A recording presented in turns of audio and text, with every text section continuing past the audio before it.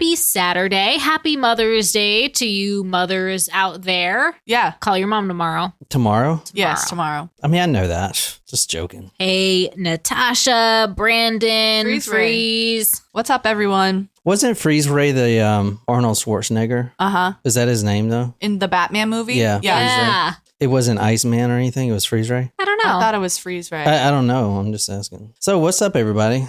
Hey, Chris. Mr. Freeze. There you go. Mr. Freeze. That's it.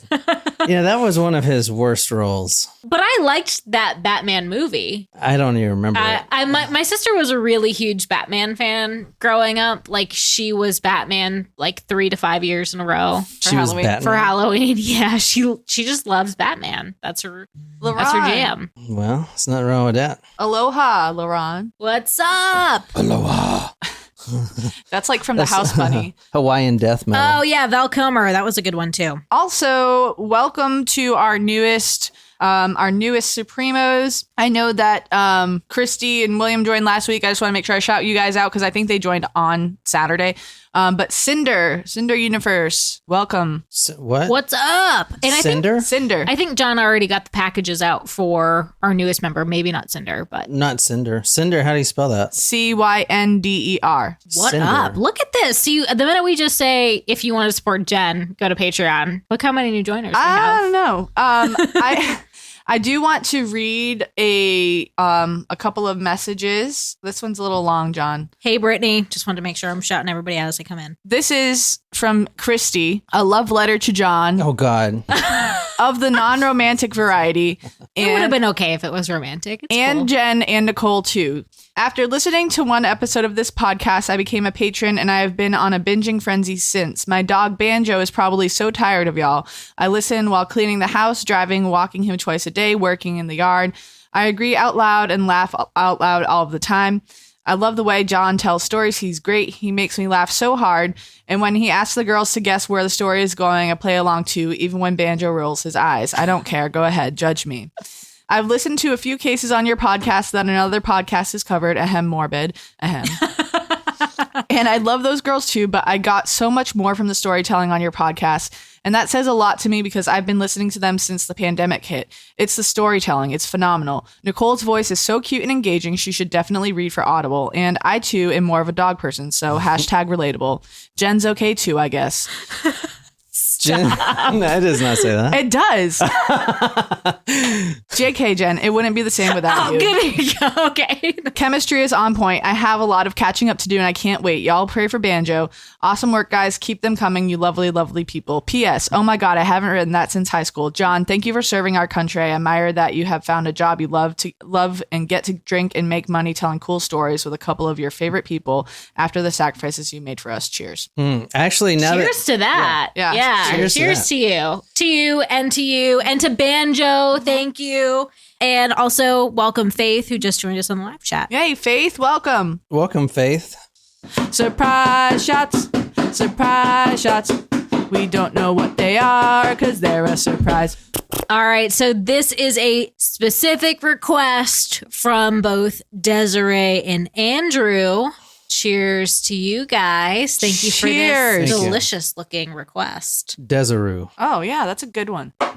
Oh, that's pleasant. That was good. I could like sip on that. So that was vodka, Okay. peach schnapps, sour mix, Uh-huh. orange juice, Uh-huh. and a touch of blackberry. I could taste all of those things. That was good. Except for the vodka. Yeah, I couldn't taste the vodka at all. It was good. It was good. I have COVID, so I can't taste it. Oh, stop it. That was the worst part of COVID was not being able to taste. I just ate applesauce for a while. I was like, well, I guess I should just eat vegetables. So I got a request a little bit ago. This is gonna be kind of hard to tell, but I got a request a little bit ago from someone who served in Afghanistan, pretty close to where I was. Okay. And the other day I was browsing on YouTube and I saw like the CNN. I don't know if it's CNN, but one of these stations, they were interviewing Iraqi veterans 20 years later. Oh. Jesus. That's like crazy to think about. It's been 20 years. Yeah. And like the number one question is, what was the war about? And none of them can answer it. Jeez. So anyway, I, reached back out and I interviewed this person who wants to tell his story, specifically his war story about the first time he witnessed a death, a killing of a man. Mm-hmm. So if you guys want to do that, Yeah. Definitely a different perspective on the types of cases we've done before. Yeah. You know, I on Netflix recently this past week a new series came out called Missing, Dead or Alive. And it's kind of like 48 Hours, but it follows a police unit, and it actually is the Richland County Sheriff's Department, so up in Columbia. And the first episode, there was the guy that they thought like was responsible for this person missing, which was his mother. He had served in that war, and I was like, and the picture that they showed on the TV, I was like, wow, like in the picture, it almost looked like John, but it wasn't John. But I was like, he was how do you know? He was because more attractive. They said because the person I thought looked like John was the same guy that they were looking at. Oh, so you thought I was the bad guy? You're taking this out of context. But I was like, I wonder if you ever crossed paths with him. I interviewed this guy who is going to remain anonymous. We're going to call him Joe Sargent. Okay. All right, that's his name, Joe Sargent. I interviewed this guy. He wants to remain anonymous. There's certain information that I'll have to be like obviously opaque about because of the sensitivity of what he told me. Secret stuff. I mean, whatever. You're like, oh, don't say that word. The Pentagon is listening. Yeah. So, but apparently this guy was around the same area as I was around the same time. And I think if I remember correctly, I think I do remember some talkings on this story. But we're going to go to Google Earth tonight, and this is Afghanistan right here. You guys ready to get started? Or Yeah. should we take 7 more shots? We can, if it's more of whatever we just had. Yeah, if you can pour it. How long does it take to pour it? How about can I simplify it? Maybe I should just, you know what I'll do instead? I'll get the peach moonshine and the peaches. Peaches. All right, hang on one second. Peaches. We're going to Afghanistan, 2010, September, someday in September. This is during fighting season. So There's seasons? Yeah, in war, there's fighting season and then off season is where you don't fight.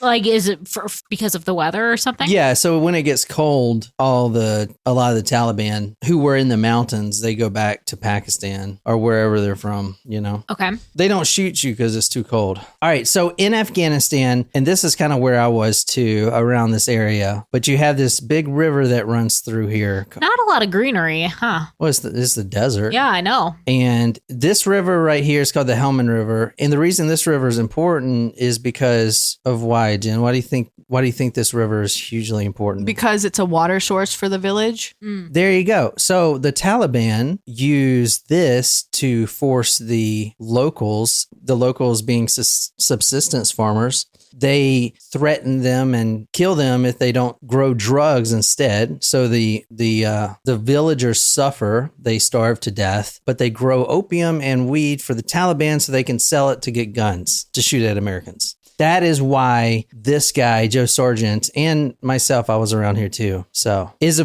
very heated part of Afghanistan. It's a lot of fighting. A highly active zone. Joe Sargent was around the same place I was. This is 2010 in September. And this story is going to be him recalling the first time he actually saw someone die. And it's completely different if you see someone get killed. It is different than like all the movies and games and even the true crime stories that, you know, we talk about. You know, the authors, true crime authors, they embellish, you know, they kind of soup things up a little bit. Well, yeah, they got to sell books. Exactly. So, but this is the real raw, what it's like to kill somebody here in this story. And this is going to be like super raw. Okay.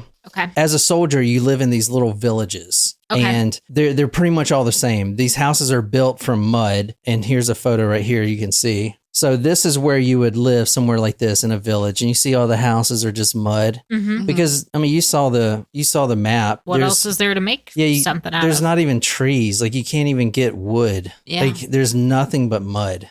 And so this is what they live in, like permanently, mud. Yeah. And they don't have air conditioners. The village that we're going to tonight has no electricity. Okay. They don't have Twitter. They don't have Kim Kardashian. They don't have anything. They don't know who the Americans are. Some of them thought that we were still the Soviets from the 70s. Wow. Like they just don't know because they don't have access to it. They don't know what 9/11 is. They don't know who bin Laden is. They don't give a shit, you know? They're just like little villagers that are in an unfortunate area. Exactly. They're just villagers who were once living a simple life, and now they're thrust into some bullshit conflict. And they're forced to basically kill themselves to sell drugs for the Taliban. So that's basically the situation. Awful. Yeah. So a soldier like Joe Sargent would be put in a village around this area with several other guys, American guys, or even Australian guys, British guys. They would just be put there, and they would have a main mission to protect the village, to increase the space. They would basically occupy more villages to be less Taliban and more, American presence. And the last mission is they would train these locals how to fight. So I'm just going to prep it a little bit so you know what we're doing here. Mm-hmm.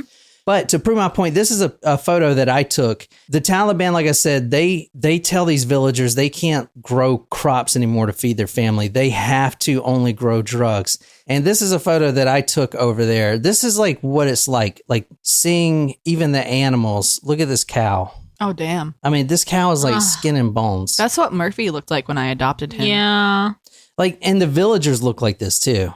They're starving to death because they can't grow any food. They just got to grow weed and opium. So it's a bad situation. The Taliban is terrible fucking people. Anyway, so that's what we're getting into right now. This mission is very simple. Joe Sargent has been in this compound for 3 to 4 months. He's been getting shot at for 3 to 4 months, fighting every day with the Taliban. And the mission is to take over the next compound, which is infested with Taliban. That's his mission. Now he's with several other guys, but they've been basically waiting because the whole goal is to keep increasing this American presence. However, there's a stuck point with this village. There's too much Taliban in it. They can't just go in there without being a huge catastrophe. Plus the months that they've been waiting there and they're overlooking this little compound we'll call Compound X. They're overlooking this for months, and during those months, they see what appears to be the Taliban coming in and out and mining the place with explosives, building underground tunnels, and things of this nature, which means that they know eventually Joe Sargent and his team are going to come take it over. So they're getting prepared. So it's like an awkward waiting game. But eventually, Joe Sargent has to advance. He has to.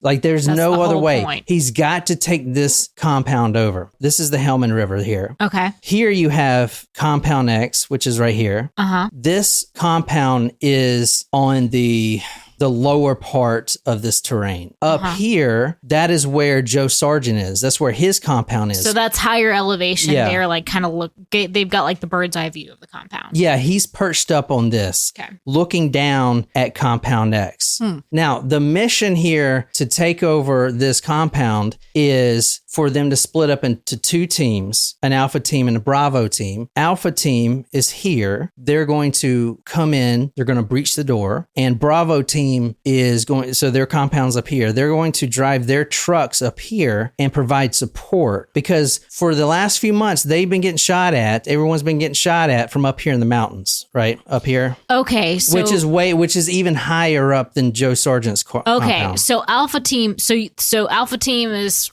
on the same side of the compound during the mission. Just during the mission, yeah. Okay. Everyone's living here in this compound here. And then the mission starts at 4 a.m. sometime in September. And that's when you split up into 2 teams. And this is how it usually goes too. You have a breaching team and then you have a support team because we don't want these guys to wake up who are in the mountains and start shooting all our guys down here. So if everyone just went down here, we would have no support. These guys, which was Joe Sargent, he could actually hold these guys off, the Taliban up in the mountains. Oh, okay. Okay, so you get it? Mm-hmm. Sorry, yes. it's kind of helpful hard. visual. Yes. Alpha Team would 100% have to kill a lot of people in that compound since most of them are Taliban. Right. They would kick the door down and basically start shooting any imminent threats.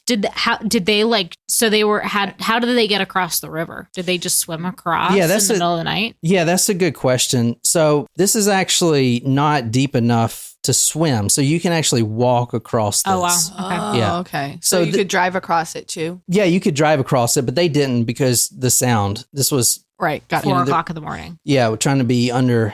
They were on night vision goggles and everything like that. But around here, and this is going to be important too to the story, you can actually cross this whole river. It's not deep enough to swim, and the deepest part probably goes up to your chest, but most of it just stays around your ankles. Joe Sargent's team has 2 gun trucks. They perch them up on the hill of this mountain to overlook the Alpha Team infiltration. These are the gun trucks that they were driving. These are called RG-33s. You can't see it, but in the bottom, the chassis is cylindrical because when an IED explodes, they almost channel the blast out this way. That's why it's kind of like a cylindrical bottom. Interesting. Okay. Yeah, so these are better than Humvees. If you get hit with an IED in a Humvee, you're basically dead. But these are raised up a little bit, so if you run over an IED, it probably won't kill you right away unless it's a huge bomb. Now, this is pretty bulletproof, but to a certain extent. If you start getting shot up a lot, it's just going to be like Swiss cheese, plus the tires and everything else. As you see here, and this is going to be important, there's a 50 cal machine gun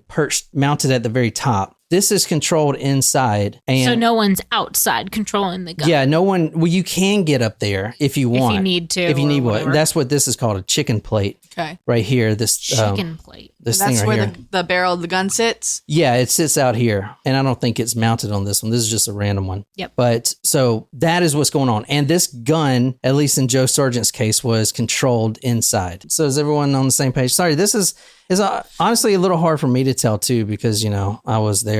Yeah. Right. Well, I mean, it's also like I appreciate all of the background because and I think I can speak for a lot of people, like as just a regular citizen who's not familiar with military operations, like we hear about the war, but we don't really know what goes on when we're over there and all these terms. And like even thinking about the mission, like how long it takes to prep for one and how do you practice a mission? How do you plan for everything that can go wrong? So I appreciate knowing. Now go back to here right quick. So this is 4 a.m. The mission, everyone leaves the compound. These 2 trucks, which are here on the map that I showed you, are going to be up here to provide support. They have direct line of sight for the Americans, the Alpha Team right here. They are going to infiltrate Compound X. Now the infiltration process is pretty simple. You kick the door down. And this is pretty much standard how these missions work. You always have a support team and then who is overseeing everything. That's how they're usually set up. Unless you're like Delta Force or something, you just go in there and kill, In Joe Sargent's truck, which was the one to the left, the first one, there were 3 people. There was him, Joe Sargent, a JTAC, also known as a combat controller. These guys are the most shot people in the war. Okay. Because they have to have a complete view of everything going on in the war zone so they can direct the air support. The air support needs to know what's going on. They can't just, when they're flying in, they need the direction of a man who can only give them that direction if he's outside in the rain of bullets. Is air support common for these types of missions, or was this because this was like such a big one? Like you said, you were kind of connecting the Joe Sargent was connecting the 2 parts of the. Joe Sargent was special operations, and all of these people were of some sort of service, whether it's Navy, Air Force, Special Forces, whatever. So it was like a joint force. It was just a mixed match of the most qualified people for this job. So saying that, air support by itself isn't always granted. You have to ask for it. Even if you're getting mowed down, you're dying, people are getting shot, it may not get approved. So for a special operation soldier like this, they entrust these men to get out of tough situations themselves. Got it. Because they're like the creme de la creme. Yeah, because think about it. I mean, there's missions going on all across constantly, all over the country. Yeah. So air support may not be available. Got it. Okay. And plus, it comes from a central location, usually in Bagram, which is the big base. And that air support has to take, like the helicopters take, I think it was like 7 minutes to get to where we were. And that's a long time if you're getting shot at, you know? So it takes a long time. Plus, you have to like warm them up and everything too, right? And then you have to take into consideration the amount of money that's getting poured into it for fuel and like the lives of the people that are in the helicopters. How risky is it for them to go? Like, I mean, I guess when we first started talking, like, oh, air support, like you would just have people like flying all over anyway, like just checking things out. But that makes sense now. But it has to be quiet. What's even more annoying about this war, and I've been in situations where this has happened so many times, it is so frustrating. You are desperate for air support, but it gets denied because somewhere up in the stratosphere, there's a drone that is from the CIA or whatever, who is doing like surveillance that no one can see. It's just so far up there. So they deny it until the drone passes. And it's just so effing frustrating. And that happens so many damn times. Well, I can't even imagine now where the use of drones has like multiplied by whoever knows what number. Like, yeah. I mean, think about, you remember the guy with one leg, the Taliban guy that the last one that I think it was Delta Force went in and killed. Anyway, they were spying on this guy for 2 years and no one knew it because this drone was so far up in the sky, but they could see everything. They could see through the house. Like infrared, whatever. Yeah, because he was just in this one, they called him like the walking man or something. He was in the top of this little house, this compound, and he would just pace back and forth. So, and they saw him for I would say it was about a year because this may be a little off, but from what I read, the Delta Force in Fort Bragg, they were the ones that killed this guy. They went in, but they actually built a mock-up compound exactly to scale of the one that they infiltrated. And this was in Pakistan. Wow. Yeah, it's pretty crazy. So they practice over and over, day in, day out for however many months. So when they got there, it was just like they killed this guy before anyone even knew they were there. Wow. And it was so perfected. Like the Rangers had came and I believe, and they, pulled up just in time, and the Delta Force like repelled from the freaking helicopter and just ran in there and and just were out, man. Crazy. Yeah. So some of those guys are nuts. Anyway, sorry. No, that's good. All right. So at this point, they're all using night vision. There's no lights on these trucks or anything. And the mission is going pretty successfully so far. Now, Joe Sargent's job was to sit by the gunner. So there were 3 people in his truck. There was the combat controller who has all the wires and radios, and he directs the planes where to go. There was a gunner, which sat to the left of Joe Sargent, and then him, and his job was to look at this high definition, really expensive camera called the FLIR system, where it could see body heat, it could see all kinds of stuff, and it could zoom into perfect detail. So his job was to look at where where they're going to get shot at, if they get shot at, and keep an eye on Alpha Team. So if they get shot at, like they have been for months, he can use his camera to see exactly who is shooting. Yeah, find out where it's coming from. Yeah, because what you want to do on a 50 cal is just kind of shoot in that general direction. You know what I'm saying? Yeah. So that was his job.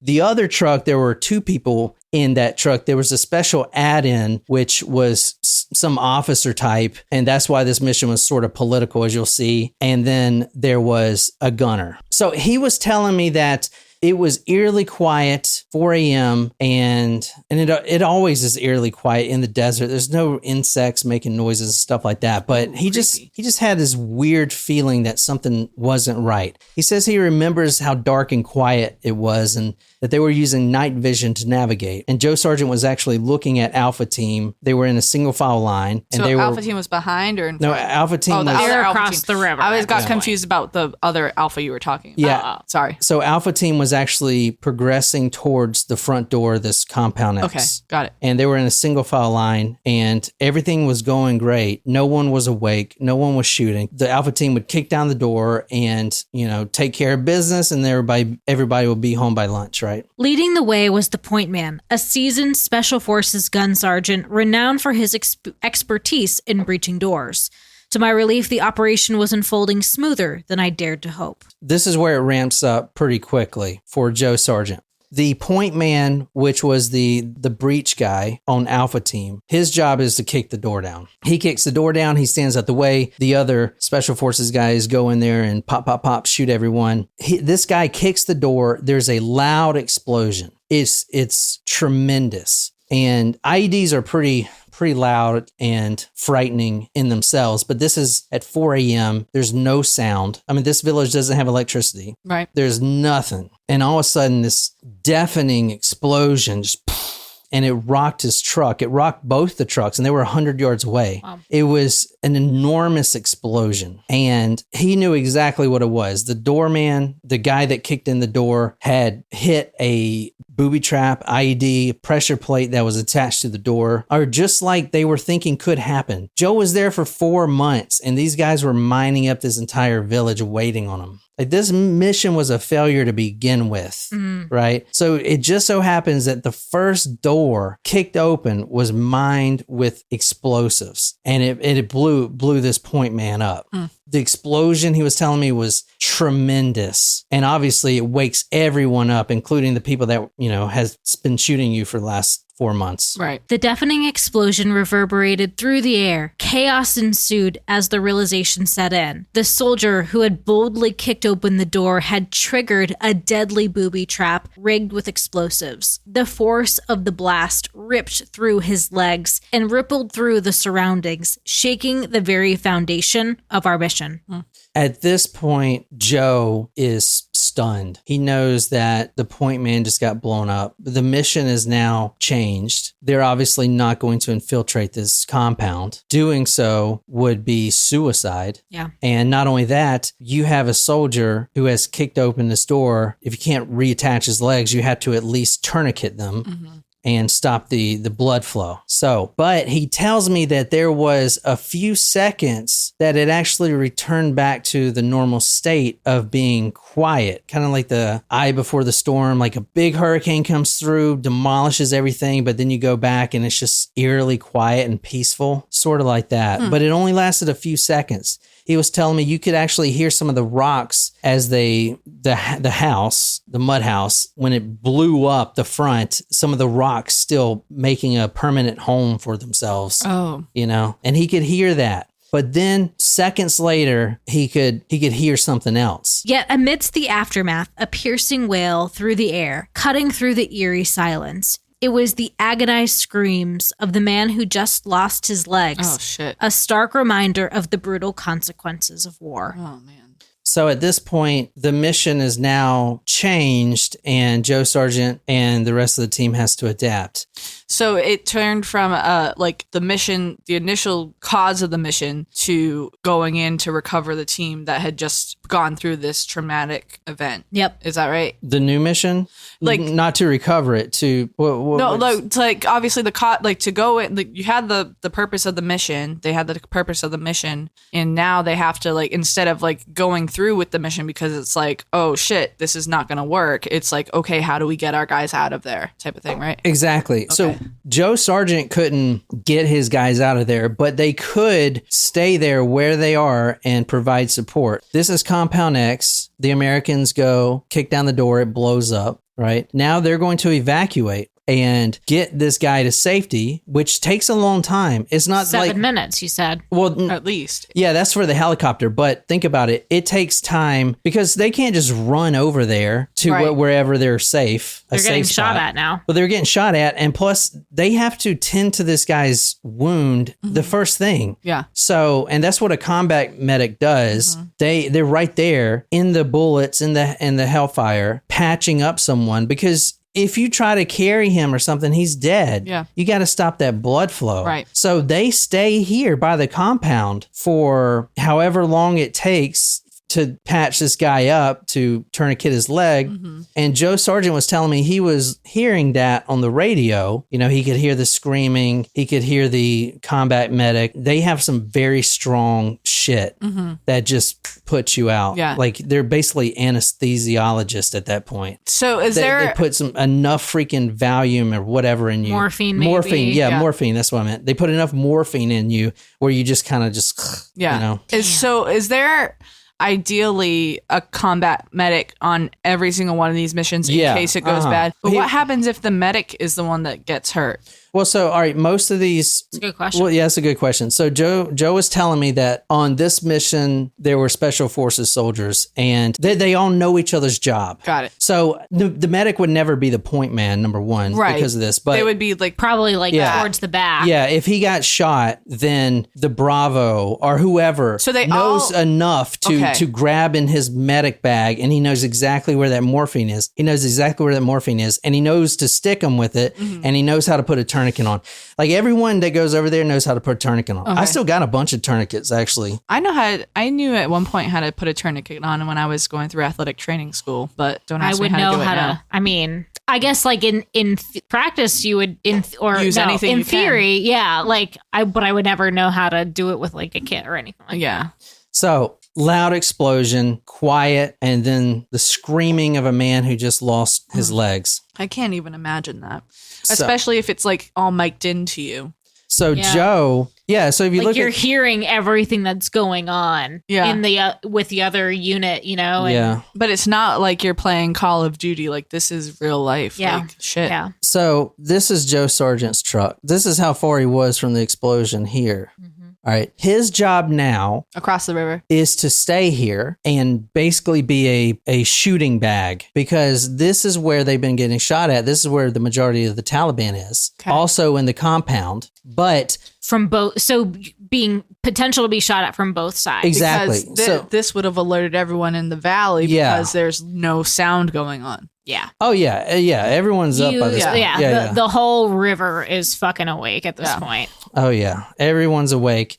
And now Joe Sargent is his mission is going to start, which is basically him getting shot at. And the trucks are stuck out there on this elevated platform. They can't go anywhere until Alpha Team is fully extracted and safe, which could take a long time. We're talking about 20 minutes. So he is out there in these gun trucks now as a sitting duck, as the target practice. And he is not only ensuring that no one comes back up on Alpha Team, but he's also trying to simultaneously shoot the people who's shooting at him in the mountains. It's a very chaotic situation. I'm not going to get to this part in it because this is only going to be about what it's like to kill someone. But Joe was telling me that when they first went out there, they didn't know this at the time, but the trail that they went on actually collapsed. So they were actually stuck out there and they had to make a new trail on the mountain with that big truck I showed you. And a lot of these trucks flip over. And if that thing was a flip down the mountain, they were all dead. Personally, I had a truck flip over on me. We were in this truck. We were driving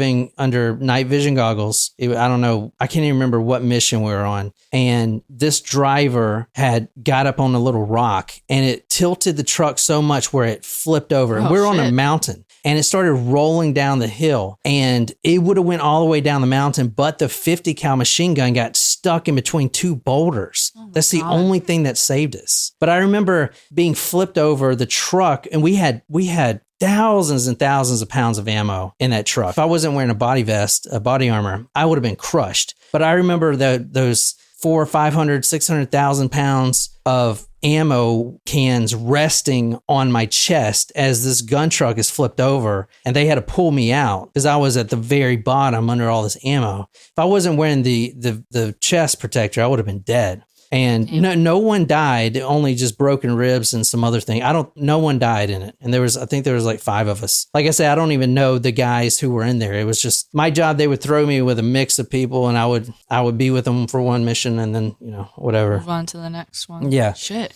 So Bravo Team's new mission is simple. Alpha Team's not going to infiltrate Compound X. That's over. All right, that pipe dream is over. They have to be sitting ducks and provide support support for them to evacuate, and only then can they leave.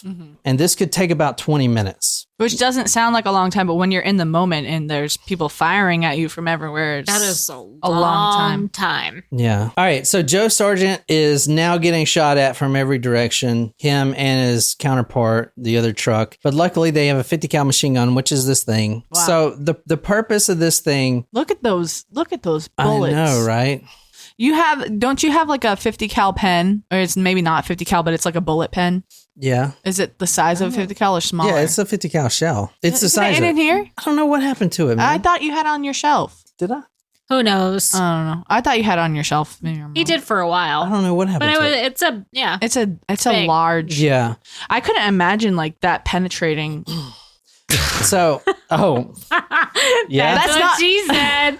Dude, That's not what I meant. I meant like coming into. I know, but you had to use the word penetrate. I'm sorry. And something large penetrating you. And explode. It doesn't. All right. So like, it goes into the. You can't make it better. But all right. So like the bullets, and I think I've asked this question before. Like it has explosives in it, right? Gunpowder, right? Yeah. Mm-hmm. And so like when it goes into the thing that it was supposed to go into, does it expand, or is it just like mix the hole that it was like? I don't know. Never mind. Just move Does on. it cause an explosion, or is it just a very large hole? I think is what she's asking. Yeah. They don't even put holes in someone. They just eliminate parts from them. They're real big. Like 50 cal machine gun is for shooting down airplanes and stuff.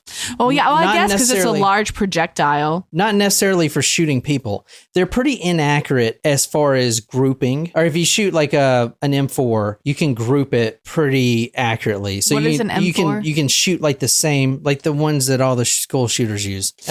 Great reference. Irrelevant. No one in this room has to worry about that. An AR-15 is the same. Okay. Yeah, so you can group it. You can shoot like the same spot multiple times. If you're good.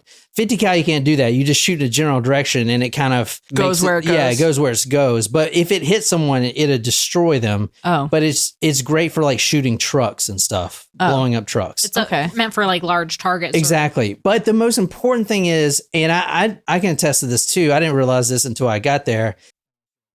The 50 cal is good for something other than killing people. You want to take a guess what that is? A dildo.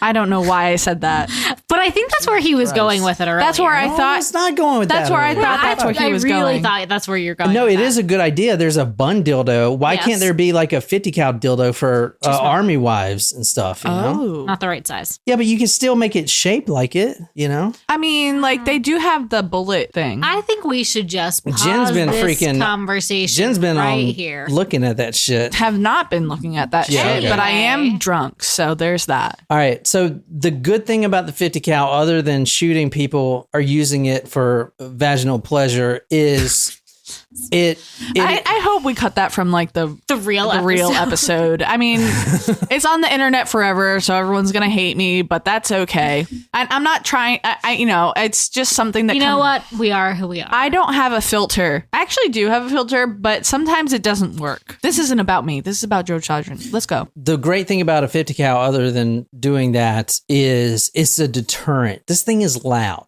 This thing is massive. This thing commands attention. When you shoot a 50 cal, even in the general direction of someone shooting you, you can pretty much be assured that that person will no longer be shooting at you while you are shooting this 50 cal. That person isn't hiding. It is scary as hell to get shot at with a 50 caliber round. It is extremely loud, and you don't come out of your little hole in the mountain and start shooting when that thing is rocking. So the most important thing Joe Sargent and his Bravo team can do at this point is keep those 250 cal machine guns rocking the whole time. Even if there's not a clear target in sight, you're getting shot at from the mountains, shoot at the mountains. It doesn't matter where. If you're shooting, they are not shooting. That is the primary thing right there. I'm telling you, no one shoots if that 50 cal is rocking. 100%. Well, that makes sense. It's just getting shot at with like an AR-15 or like even a little bigger round, like a 7.62 round, which is a little bigger. Like that's scary, right? You know, it pops and whizzes by your... There's a 62 round? No, never mind. To get shot at with a smaller caliber is kind of scary. Like it pops by your ears, it breaks the sound barrier and stuff like that. But getting shot at with a 50 cal round is enough to give you a heart attack right there. It is just, it's too much.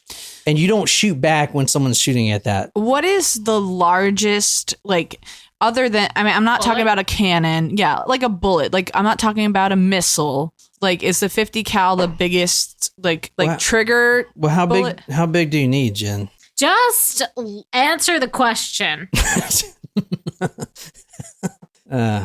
So at this time, Joe Sargent, his job is to look through this little monitor and find out who's shooting at them and then tell the gunner, hey, this guy is shooting, shoot in this direction. Because the gunner can't actually see anyone through his sights, right? That's Joe Sargent's job with this high-powered camera. Okay, you understand? So that's his job. Got it. All right, moving on. He tells me he couldn't actually see any enemies shooting at him. They just started shooting at the mountains. But the most important part, like I said, is keeping the 50 cals running the entire time. Joe tells me he was getting rocked pretty bad. Think about it. You remember the truck I showed you? Mm-hmm. Okay. This is in the middle of the desert and about 50 yards away are people shooting at you. It'd be hard to miss that truck. Yeah. To shoot at it. That is a big fucking truck to not hit. Now, you have to be a really crappy shooter not to hit that truck. Are those windows, obviously... bulletproof glass. Yeah, bulletproof They're bulletproof. glass. Okay, so I was going to ask if they are reinforced with any... Like, is it double pane bulletproof glass? Or, like, how do you... I don't know. It's bulletproof glass. But okay, up to a certain point... I'm asking too many specific questions. No, up to a certain point. I think this one is bulletproof is broken. So it kind of looks like right here. Yeah, it looks like it's been shot at. Oh, well, there you go. Everything, it can be bulletproof to an extent, you know? Yeah. It only takes, you can't just sit there and get Swiss cheesed. You know what I'm saying? Yeah. So he was getting rocked pretty bad. And then the other truck, as long as they kept those 250 cal machine guns going, that's all that matters. The shooting would be minimal. Around that time, he tells me that the second truck, the 50 cal, stopped shooting. And there were two people in that truck. So the gunner gets on the radio because he actually maintains those two guns. And the first thing he says, because you can hear it in the other truck too. Mm-hmm. Like it stopped shooting and their shooting has picked up now that stopped shooting. So the gunner gets on, what's going on? Why is this gun not rocking? What is going on? And he knew that it wasn't a mechanical thing because he's a perfectionist and he made sure that gun was good to go, right? What had happened was the gunner of that truck, who was a highly trained special forces operator who has been in for nearly 20 years, had frozen in fear and shock. He just stopped shooting. So you have this butterfly triggers where you shoot with the gun. Yeah. He just stopped shooting. It's not mechanical. There's nothing wrong with the gun. He just couldn't shoot anymore. Right. For whatever reason. And that's just fear and just... It overcame him. Yeah, adrenaline. It was just too much. It just shut his brain down and he was just frozen. And that is a bad thing because then the enemy is going to shoot more. You know what I'm saying? So this is not a good thing. As we sat in the truck, two of our comrades positioned beside us, we never anticipated the freeze up that overcame the man. It was an unexpected turn of events. Just another element that went awry. Call it Murphy's Law in action. Murphy's Law. So Murphy's Law is like anything that could go wrong will go wrong. Which is why one of the reasons why I named my dog that, actually, because that happens to me all the time. Yeah. Like yesterday I was at the soccer game and of course like it literally started pouring. Like my shoes are still wet. Like I was outside in the rain. But it was a state championship. I couldn't go home. Yeah. We won, so congrats to our soccer team for that. Also, I stepped in gum. Like, all this shit happens to me. You can't make this shit up. Like, you really can't. I'm sorry. I'm taking away from Joe Sargent's story. But, like, that's why one of the reasons why I named Murphy.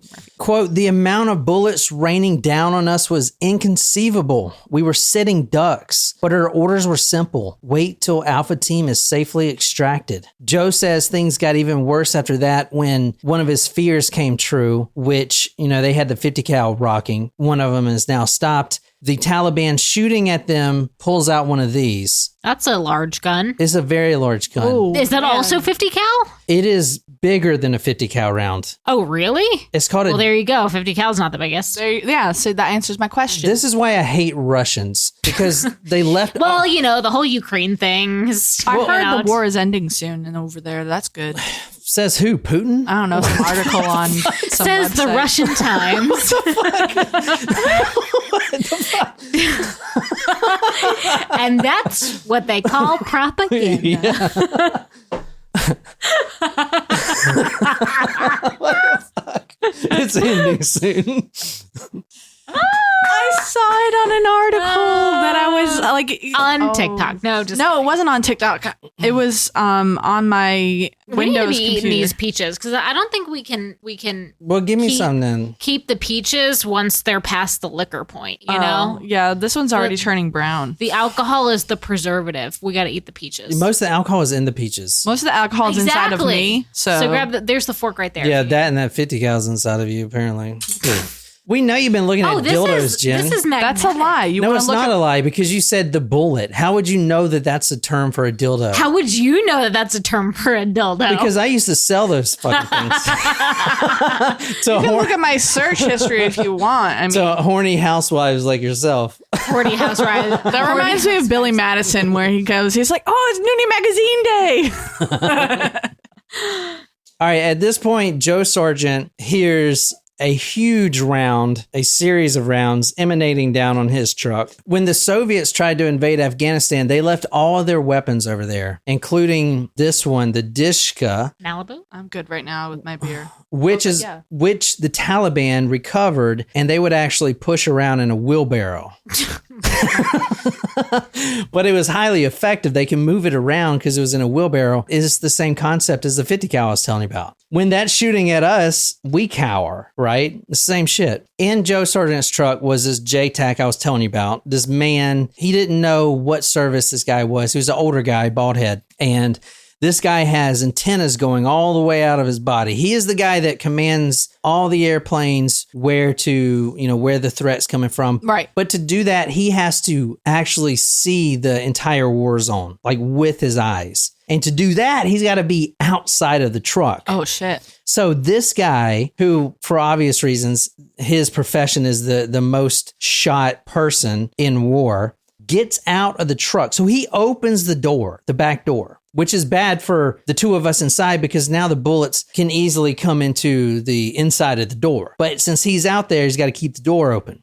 So he is out there perched on the top of this gun truck trying to find out where people are shooting at us from. And not only that, but he's also calling in the helicopter for the medevac for Alpha Team. So he's trying to spot exactly where they can land, stuff like that, so they don't hit in a hot zone, a nest of Taliban. So he is doing that. He's telling the helicopter, the one helicopter, not there for us, there for the extraction of this blown up man. He's telling him where to land. But to do that, he is outside, and now the bullets are actually coming into the truck because they're ricocheting out the door. So, like for Joe, I mean, how is he that has to be a moment of pure terror for him in his state. Like it's gone from bad to worse to now like the door is open and now he's completely exposed. Yeah. The air crackled with the sound of bullets ricocheting off the steel door, their lethal trajectory mere inches away from my head. Every ping felt was more nerve-wracking than the last. I fought to maintain a facade of composure, attempting to ignore my own impending doom. He remained fixated on his screen. His eyes were scanning, so focused and trying not to focus on the fact that rounds were now coming into the truck. So focused on the screen, trying to find any of the hidden assailants that were shooting at him. I can't even comprehend or compare any experience of what I've had to this. It's bad. Like, I know that people say thank you for your service, but like when people say, I feel like we've as a country been conditioned to say that. I don't think that when people say thank you for your service actually realize what these people have been through and have actually put themselves on the line. And what do you mean these people? She's being funny. I actually, it's interesting that you say that too, Jen, because I think everyone's service experience can be very, very different. Right. And that's something that I learned from my relationship with John is like, I know John had a very, very, very different experience than, say, my brother-in-law, who's an active duty pilot in the Navy. Right. Like, there is a great distance between him and the combat. And it's different, like, not to say one's better or worse, but like the experiences are different. Yeah. And you can't expect everyone to be the same. Yeah. There was somebody who rescued in the same litter as Hubble. And I remember we had like a meetup when they were all puppies, and he was also in the service. And I think he was in Dubai. It was where he was stationed. And he was like, oh, I loved it. Like, this was the coolest thing. Man, I got to travel a lot, got to experience a lot. And I mean, you couldn't have expressed a more different experience. And I'm glad that he had a positive, like, don't get me wrong. Right. I'm glad that the experience was positive, but you almost like couldn't pick a more different one from John's. You know what they promised me? What? They promised me I would have this cush job in an embassy in Colombia. They sent me to 6 months of Spanish school. Yeah, I remember saying you. As soon as I got out of Spanish school, they sent me to Afghanistan. I it almost encourages Probably me. should have paid more attention in Spanish school. Hablas español. Well, this guy is pretty much where he started from.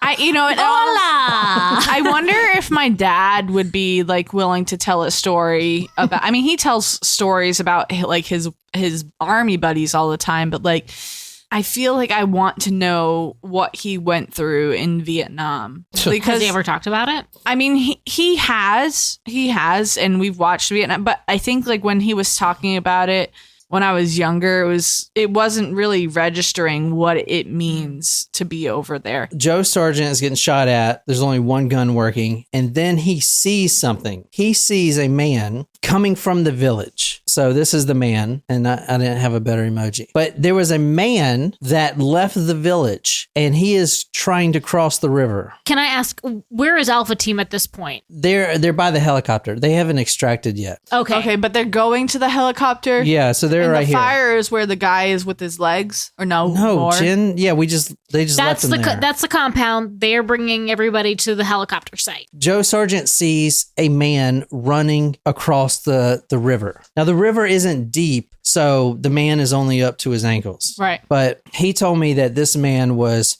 wearing a black turban, black garb, which is like a black robe, black shoes, and he's running. All right.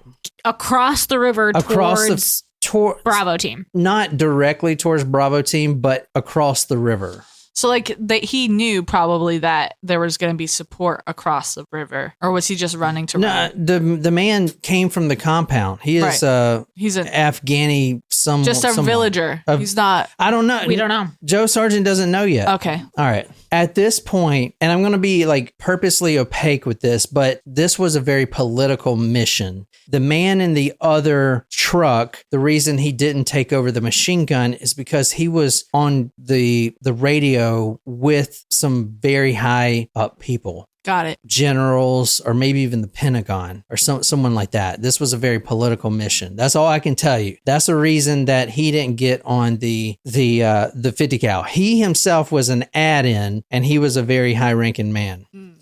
The reason I tell you that is because now Joe Sargent is seeing this man run across this river. And when he says that, the add-in man gets on the radio and says, quote, "Don't shoot anybody unless you see a weapon." Okay. So at that point, Joe knows that that man is on the phone, on the radio with some very high people, some very political people. And he knows that this is a mission that has gone wrong so far, but has to be salvaged. And we have to follow the rules of engagement.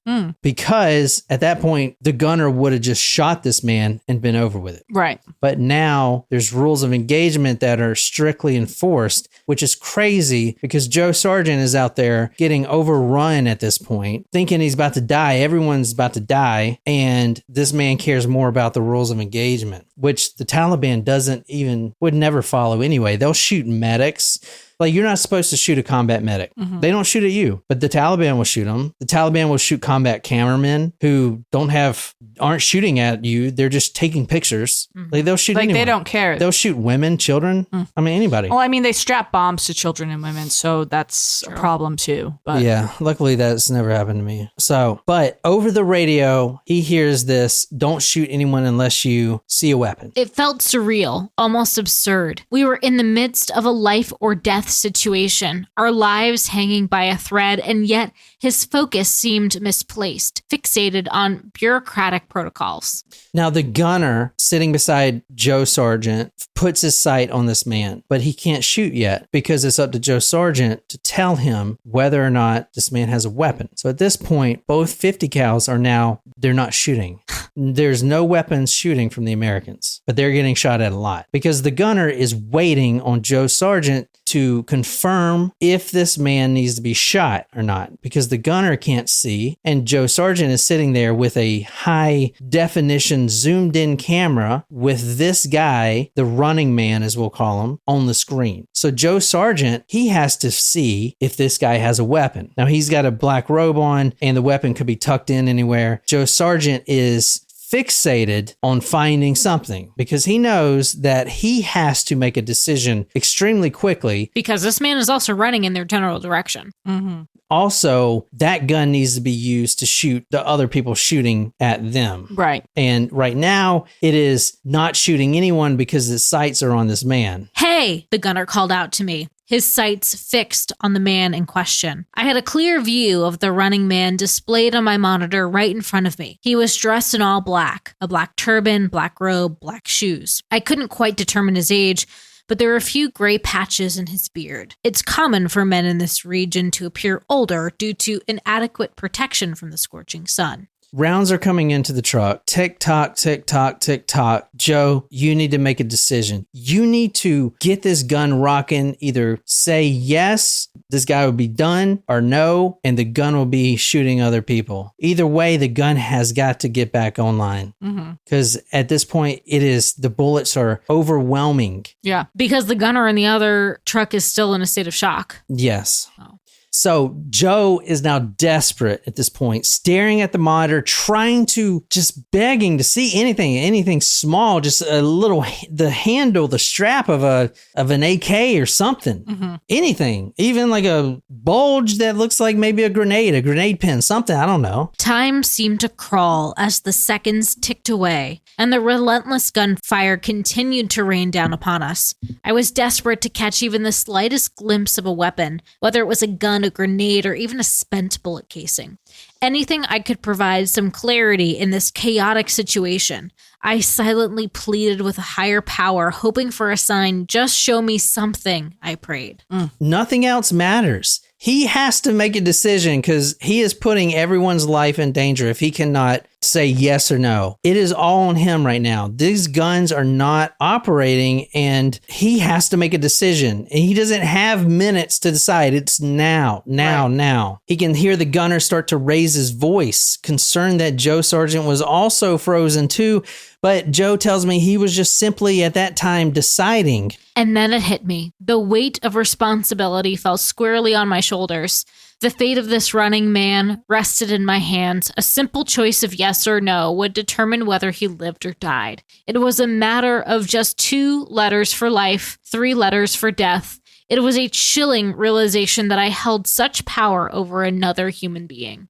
He goes through these emotions. He was telling me, is this man armed? Is this man a threat? Is this man good? Is this guy evil? Who is this guy? This running man. He grapples with this uncertainty, this paradox he told me was, quote, maddening. And then Joe finally realized something. Quote, in this moment, I became the arbiter of his destiny. I was thrust into the role of God and Allah, a savior and an executioner all at once. And then Joe tells me that he finally found something that he's been searching for since the day he initially enlisted in the army. It was a craving I had harbored deep within since the day I enlisted. The chaos of battle had handed me the reins, and now I held the power to shape a life or seal a fate. It doesn't matter whether this guy has a gun or not at this point. That's not what the concern is. And he realizes that. He was telling me that all the pain and suffering that he's seen and everything that was weighing on him also weighed in on his decisions to the final call. In mere seconds, there was a clash of negative and positive thoughts waging their own private war within my mind. He became the embodiment of everything that had gone wrong in the world. The suffering, the poverty, the starvation, hatred, and pain that plagued humanity. I laid this blame at his feet. It was he who was solely responsible. It was he who was the reason behind the atrocities of 9/11, the cause of the unending anguish and despair. Hey, the gunner's urgent voice snapped me back to reality. Does this man have a weapon? Yes. So what do you think about that? I think I probably would have made the same call. I mean, how can you? I don't know. Like, you can't be sure. Even you can't be sure. Like, how can you put yourself in someone's that? You can't put yourself in that position. But if someone's running towards, if someone's running towards me and you are in this situation, I know personally, I probably would have been the gunner in the other truck, probably, and froze. That probably would have been my response to the situation, honestly. But in terms of like what was the right call and all of the context of the situation, Joe, I would have done the same thing, man.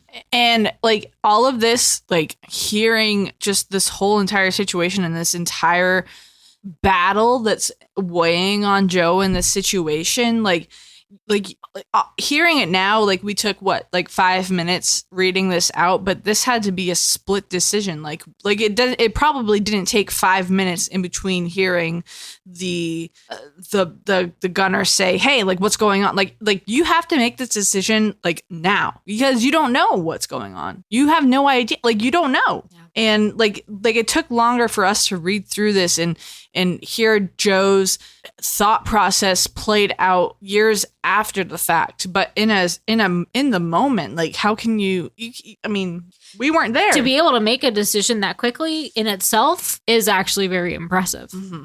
And it's what Joe was trained to do. Mm-hmm. All right. So Joe was detached at that moment, looking through the monitor. It was almost like a video game. This man was front and center. And perhaps he was telling me that he initially expected it to look like a Call of Duty video game because the running man was right there in front of him, but it was nothing like that. At this point during the interview, Joe goes silent. I actually thought I had lost a connection with him, but he was just reminiscing, and this is his reply when he came back. It's not like in the movies or games. It's quicker, less heroic somehow.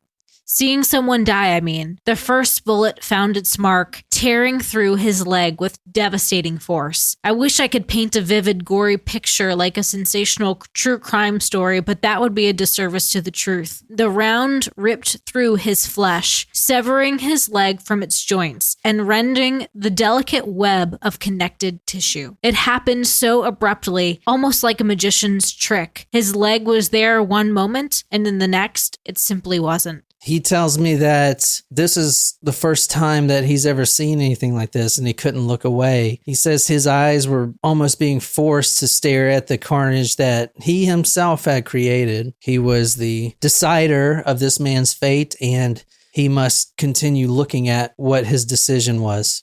He says that this man's face was etched in his mind, and every day he can perfectly see this man's face. And he says it was the emotion when this man was hit, and of course this man was dead as soon as he was hit with a 50 cal machine gun. He fell face down into the water. He says that looking at this man's face, trying to judge his emotions, he said it was a haunting blend of confusion, sadness, and a myriad of emotions that, quote, I struggle to put into words. Yet there was something more unsettling, something that defied logical explanation. As the bullets claimed their devastating toll, the man's body crumpled, and he fell face first into the murky waters below. But before he vanished from sight, something inexplicable occurred. It sends shivers down my spine just recalling it. I swear to you, as implausible as it may sound, his gaze pierced through the camera lens, as if he was staring directly into my soul. Oh, God. So, what do you guys think? That is apparently what it's like to see someone get killed. Well, what happened with the rest of the mission? Yeah, what happened? Well, he survived enough to request the story. Yeah, that's true. So, I mean, the mission went pretty bad after that. I mean, it didn't get any worse, but somehow he survived. Did everyone in the team, Alpha and Bravo, make it out alive? What happened to the door kicker? Yeah. He didn't want to share that information. Okay. So that's it. Wow. Oh, well, thank you to Joe Sargent for reaching out. Like, that's an incredible... It's like you know, like I said before, like as someone who is not overseas, who is not enlisted in the armed forces, it's like, you know, this is going on, but at the same time you put it out of your brain because you don't want to think about it, and you don't realize how it affects the people that are over there. You just know that they're over there fighting for a cause that they signed up for to protect our country. And even if they're over there, you know, that's what they signed up for, to protect our country. Like, that's so ingrained into their brain that you don't realize what they have to face every single day and what kind of decisions they have to make if they're in that kind of situation. Like I can't, like, and that's why I have the opinion that I have about, like, arming myself. Like, I couldn't have that decision over someone. Like, I couldn't put myself in that situation to feel like, and from what Joe says, it's like he thought about, like, sealing that person's fate or letting him live and having that, like, God complex, but not like, oh yeah, like, I get to decide if you live or die. Like, it was not something that was, like, how can you put yourself, you can't, like, it's beyond. And so, I mean, thank you to Joe Sargent, whoever you are, that reached out to John. And I mean, well, this story still haunts Joe. He was telling me, and it's not that he killed that man because, you know, he wanted to. War that's war. I mean, and I'm sure it drives him almost mad to probably a lot of unanswered questions about that decision. Yeah. Oh, yeah. And not knowing whether or not that was, but at the same time, like, all of the situation and context that I'm hearing, like, I can't imagine making a different decision, honestly. No. And at the same time, like the fact that he was in that situation, you know, regardless of what happened in that situation, he was put in that position because he was capable to do that. And he proved himself, and he knew what was right versus what was wrong. Yes. And if anyone else was in that situation, you know, they may have made a different call that could have put other people in danger. Correct.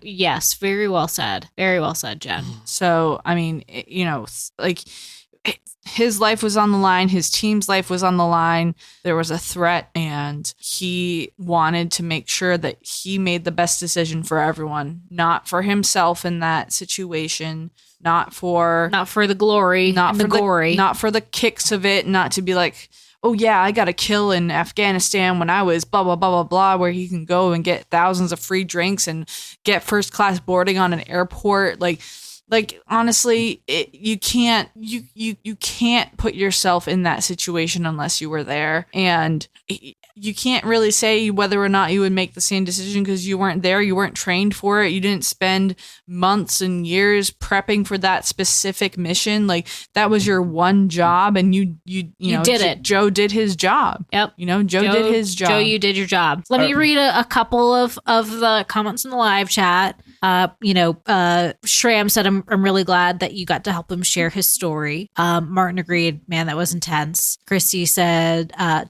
give you a hug for us for sharing the story. We really appreciate it.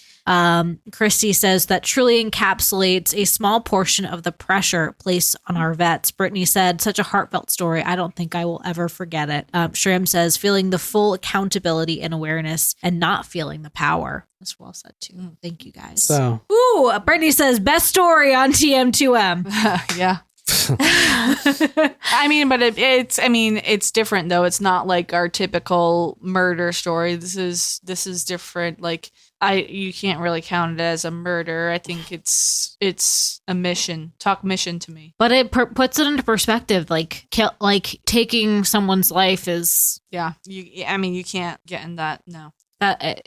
Even if you're trained to do it, it's still a hard decision to make. Yeah. All right. Well, I hope you guys like that. You want to be back in 30 minutes?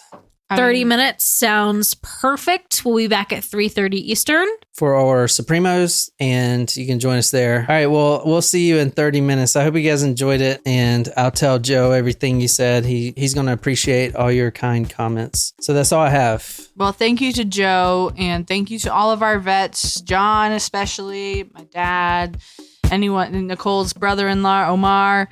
Thank you for fighting to keep what we have, to keep us safe and to protect us. We appreciate it. So thank you. All right. Until next time, good night, you lovely, lovely people.